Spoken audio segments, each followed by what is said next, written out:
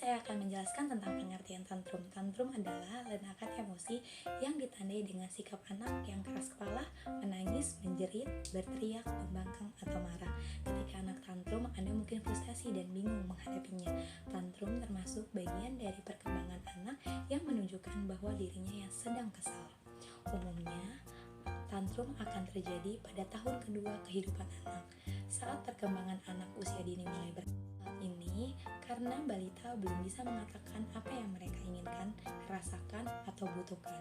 Akan tetapi, amukan anak cenderung berkurang seiring kemampuan bahasanya yang meningkat. Apa sih tanda tantrum pada anak yang melebihi batas? Tantrum sebenarnya kondisi yang normal terjadi pada anak, bahkan biasa seperti bagian dari proses perkembangan. Namun, orang tua perlu mengetahui tanda-tanda tantrum pada anak yang sudah melebihi batas. Seperti yang pertama adalah memiliki frekuensi ngamuk yang sering. Yang kedua, mengamuk dalam waktu yang lama. Yang ketiga, saat mengamuk melakukan kontak fisik dengan orang lain. Dan yang keempat, marah sampai melukai diri sendiri. Tanda tersebut menjadi resiko gangguan emosional pada anak. Oleh sebab itu, jika sudah dirasa berlebihan, Anda bisa berkonsultasi dengan dokter. Bagaimana sih cara menghadapi anak tantrum? Mengatasi anak tantrum pada saat di tempat umum, yaitu yang pertama adalah memeluknya. Anak yang sedang tantrum di tempat umum sering membuat orang tua ikut emosi. Namun, saat melihat anak mengamuk, pelukan menjadi hal pertama yang bisa Anda lakukan untuk meredamnya. Pelukan bisa membuat anak merasa aman dan tenang bahwa orang tua peduli walau Anda tidak setuju dengan ulahnya.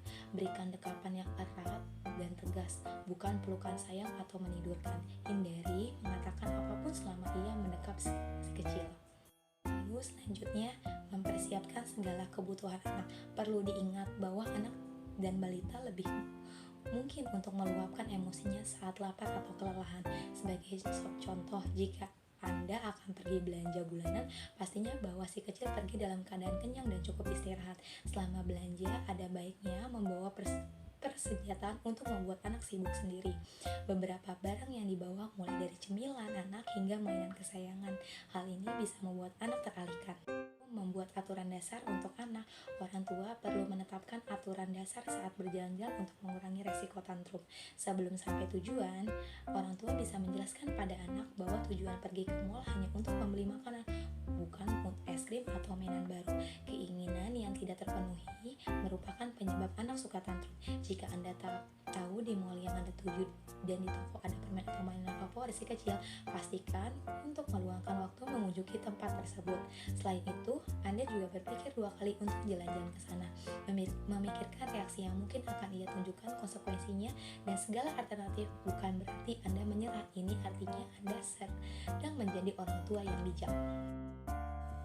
Sekian video dari saya, kurang lebihnya mohon maaf. Terima kasih.